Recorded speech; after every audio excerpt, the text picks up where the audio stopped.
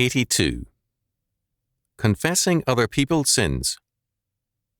Chalcedon Position Paper number 137, June 1991. It would seem that in some circles today, Christian and humanistic, true confession means to many, quote-unquote, confessing other people's sins. For some, it is a mark of holiness to be able to, quote-unquote, confess their spouses, pastors, neighbours, or employers' sins, if sins they be.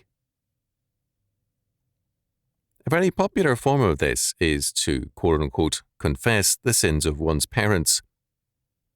All too many young men and women feel cheated by life because their parents represent something less than perfection.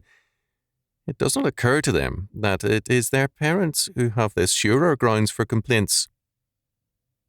Too many school counsellors encourage students to complain about their parents, a most ungodly procedure.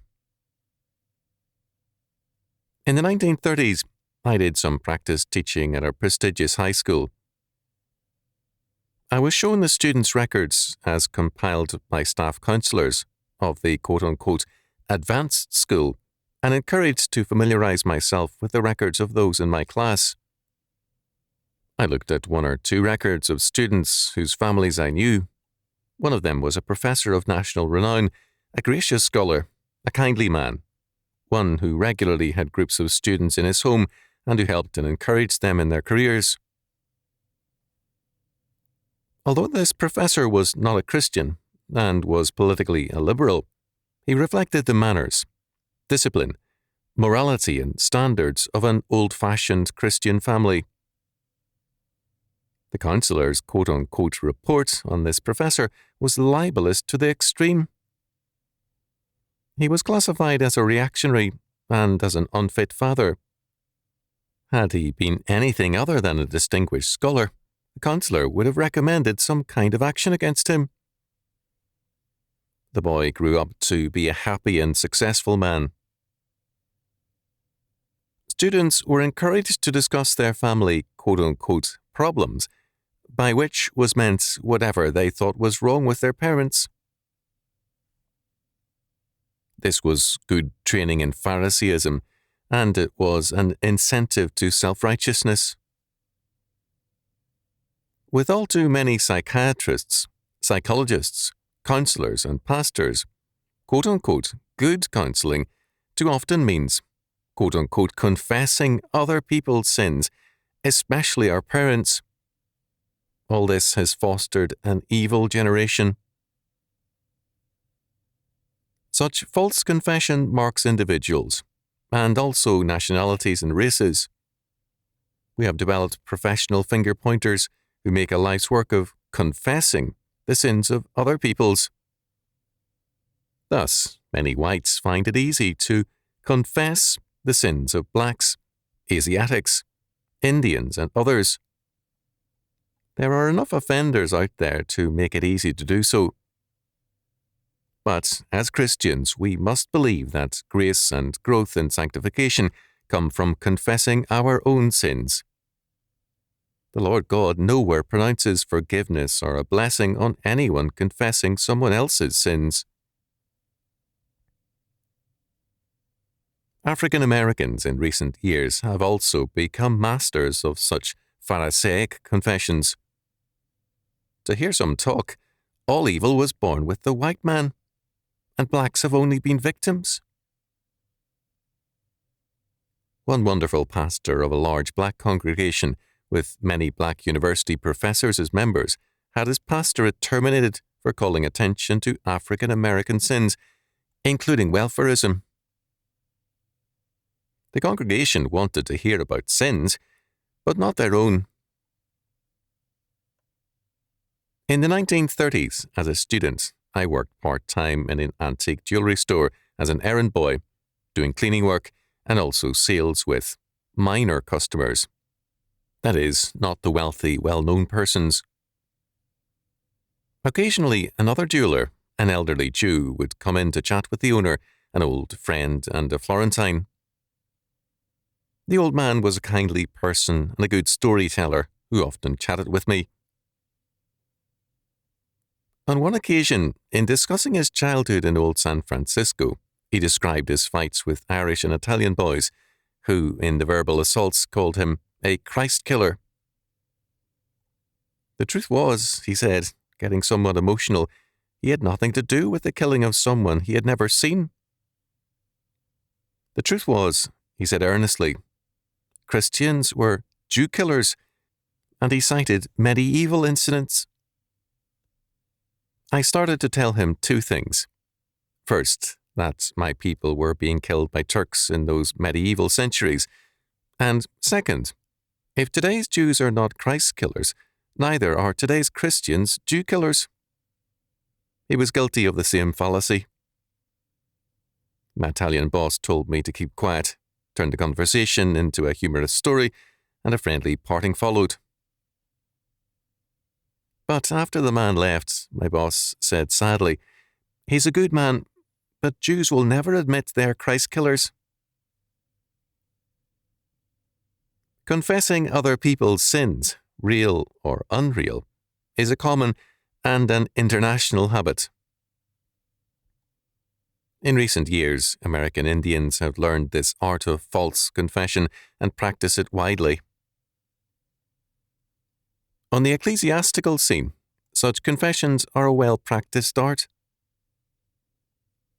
In this century, all the churches are so deeply involved in a variety of heresies, immoralities, offences, and sins that they all need to be deeply in prayer and self-confession, not in mutual recriminations.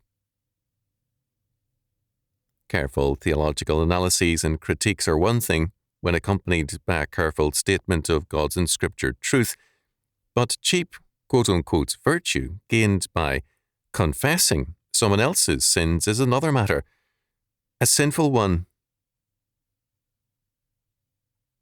Counselling today stresses such false confessions.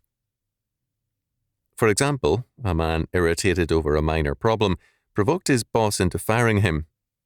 He wanted an excuse to feel sorry for himself, and this was a regular pattern with him. A very capable man, he went from job to job, soon angry with his superiors and creating incidents which led to his discharge. His wife, sick with shingles from his job migrations and tantrums, went to bed, unable to take his drunken ranting. She awoke hearing her daughter screaming because of her father's attempted molestation. She filed for divorce. The pastor's questions were motivated by his no divorce policy. He insisted that she must have done something to provoke her husband into such behaviour. Had she, he inquired, delicately, he thought, kept her legs crossed when he needed her? She, not he, was disciplined by the church. She was told that she had no grounds for divorce. Unusual? Unhappily, no. The pastor had not asked the husband to confess his sins. He had made no attempt to examine the facts carefully. He was, quote-unquote, saving a marriage. The husband had admitted his offence on questioning, but he had blamed his ex-boss for his drunkenness and his wife for nagging him. He saw himself as a victim. He had confessed his ex-employer's quote-unquote sin and his wife's quote-unquote sin as justification for a misstep that he said he regretted and knew was wrong. But if we plead extenuating circumstances for sin, we have not confessed sin. The confession of the old office of Compline is sadly forgotten in our time.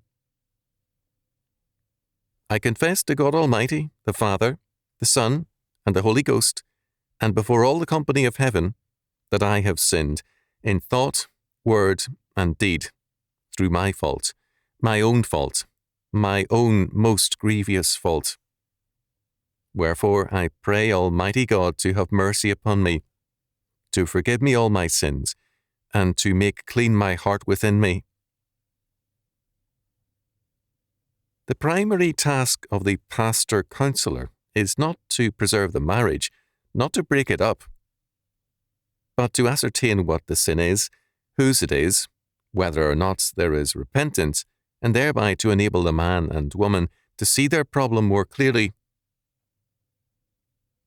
Sin and salvation must be his primary concerns.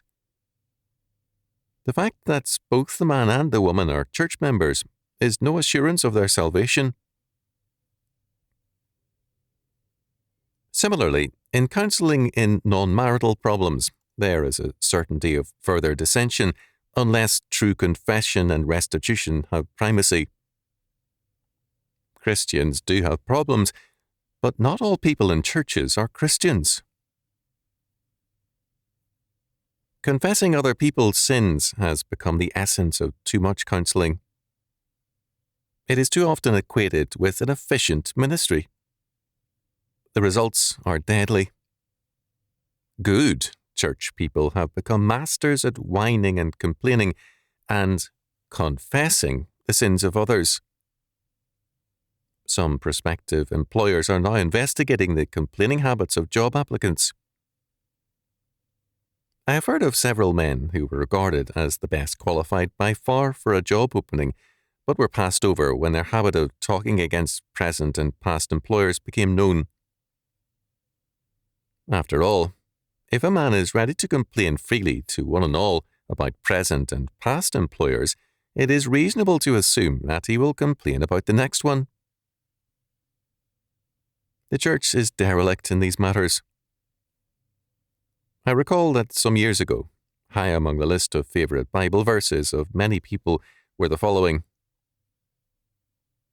"Be careful, or anxious, for nothing, but in everything, by prayer and supplication, with thanksgiving, let your requests be made known unto God. And the peace of God, which passeth all understanding, shall keep your hearts and minds through Christ Jesus." Philippians chapter 4, verses 6 and 7. I have learned, in whatsoever state I am, therewith to be content. Philippians chapter 4, verse 11. But godliness with contentment is great gain, for we brought nothing into this world, and it is certain we can carry nothing out. And having food and raiment, let us be therewith content. 1 Timothy chapter 6, verses 6 to 8. Many more such verses can be cited. I grew up knowing people who had survived wars, massacres, and revolution by these verses, when what they had we now would not call fit food or raiment. When they had the opportunity, they became the backbone of society, free men and women who were builders and a thankful people. They confessed Christ, and they confessed their own sins. One of my dearest memories is of a hard-working woman who had known a full complement of sorrows. She was always a happy woman, though twice widowed by massacres and barely surviving famine.